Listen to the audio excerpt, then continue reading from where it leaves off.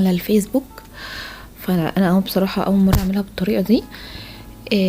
الطريقة هي هنجيب حلة ونحط فيها شوية من الزيت وشوية من الزبدة او السمنة اللي عندك يعني، تمام متاح تمام. وبعدين هنسيبهم بس الاتنين بس كده يسخنوا كده على النار.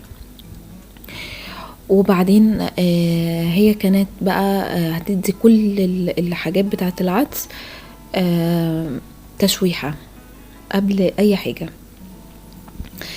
انا هنا عملت من كل حاجة، يعني كنت عاملة يعني ما شاء الله كمية كبيرة شوية.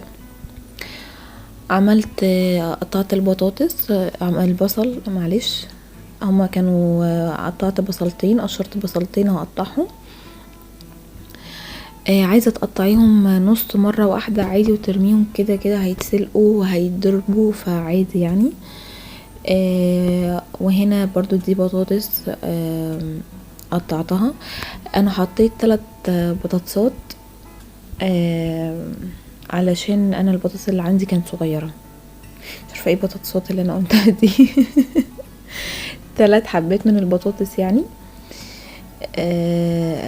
حطيت 3 علشان البطاطس اللي عندي كان حجمها صغيرة، البطاطس بتاعت الحشو.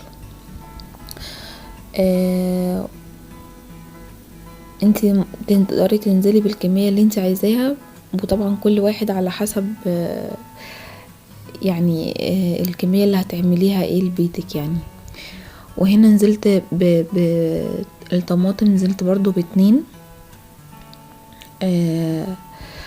انا مش عارفه ليه بصراحه كنت بقطعها مكعبات صغيره، بحب كده اقطعها. ممكن تقسميها نصين، اي حاجه تقسميها نصين وتترمي، لان كله هيتضرب في الاخر يعني. العدس من الاكلات الحلوه قوي، وده وقتها وبتدفي وبتشبع، فبصراحه كانت من الاكلات الجميله قوي. وهنا بقى بدأت اشوحهم كده على النار، اديهم كده تشويحة كده، احنا ولا بندي يعني ولا لون ولا اي حاجة، هي تشويحة كده خفيفة وخلاص. وهنا قطعت جزر. على فكرة يا جماعة انا من الناس اللي احيانا بحط على العدس بتاعي كوسة. الناس بتستغرب وتقولي كوسة على العدس، بحط مثلا لو عندي كوسة بحط واحدة كده ولا حاجة واحدة صغيرة، بتدي طعم وفايدة عالية جدا جدا جدا جدا. ف انا بصراحة من الناس اللي لا، لو عندي كوسة هحط كوسة في العدس. وهنا بدأت اشوحهم كده كويس كده على النار. وبعدين نزلت بكوبايتين عدس كانوا مغسولين ومنقوعين ومتصفين يعني صفتهم تمام. عايزة بقى تحطي ممكن كوباية ونص، كوبايتين، بس هي كوبايتين حلوة قوي على الكمية دي، على رشة من الكمون، ونقلب كل دول. على فكرة وكمان هحط معاهم فص توم. انا بحب التوم قوي في الاكل، بيدي ريحة كده وطعم جميل.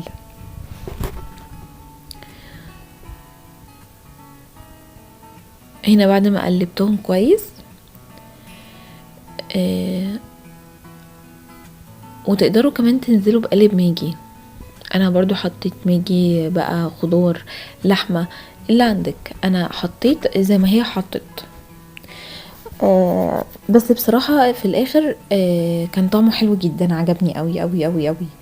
ونزلت عليهم بمية سخنة، لازم تكون سخنة. اي حاجة بنعملها على النار اكل لازم يا جماعة بنزودها مية سخنة، ما ينفعش ابدا نزودها مية باردة او مية من الحنفية عادي كده، لا خالص، لازم تبقى مية سخنة. وهنا غطيتها وهسيبها بقى كده ايه مع نفسها. هنا كان ال ال ال يعني الخضار استوى وضربته في الخلاط، وهو نزلت عليه بقلب ماجي زي ما هي عملت بالظبط. وزي ما انتوا شايفين العيش كان الناحية التانية بعمله على النار. ناس هتقولي من ليه مش بتحطيه في الفرن برضو، يعني انا كنت مستعجله عليه، كان كده اسرع بالنسبه لي بصراحه من الفرن. حطيت عليها معلقه زبده او سمنه على العيش وبسخنها على النار تمام. وهناك في الطاسة دي هي عملت طشة زي الملوخية بتاعت الملوخية للعدس، وانا كذلك برضو عملتها. جبت معلقة زيت على معلقة زبدة او سمنة اللي عندك، و ونزلت بالثوم وهشوح، وهنزل بالكزبرة، ونعمل طشه كأننا بنعمل ملوخيه بالظبط. بصراحه كان طعمها تحفه. انا ما صورتش شكل الاطباق في الاخر بصراحه، نسيت خالص، بس بصراحة كان طعمه حلو جدا جدا جدا. انا بصراحة عجبني قوي التشويحة بتاعة الخضار الاول، والطشة كانت جميلة. انا بالنسبة لي كانت يعني الموضوع بتاع الطشة ده جديد، لو حد عارفه فتمام يعني، بس لو ما حدش عارفه فهي كانت بصراحة بتدي طعم حلو قوي، اديته طعم حلو قوي للعدس وكده.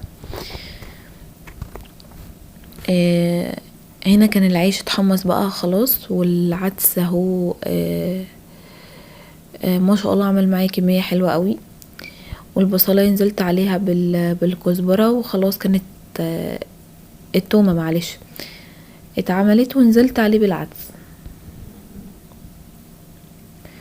مش قادرة اقول لكم الريحة قد ايه، ما شاء الله والله يا جماعة كانت حلوة جدا جدا جدا. انا نفسي طبعا شايفين الطشة عاملة ازاي مع الدخان، هي اكلة شتوية قوي قوي قوي قوي يعني. جربوها وحلوة قوي قوي وسهلة وسريعة، ومفيش وقت خالص، ما بتاخدش وقت مننا وهنا خلاص بقى هسيبه يغلي كده غلوتين مع نفسه وخلاص. ما تنسيش تعملي اشتراك في القناة. باي.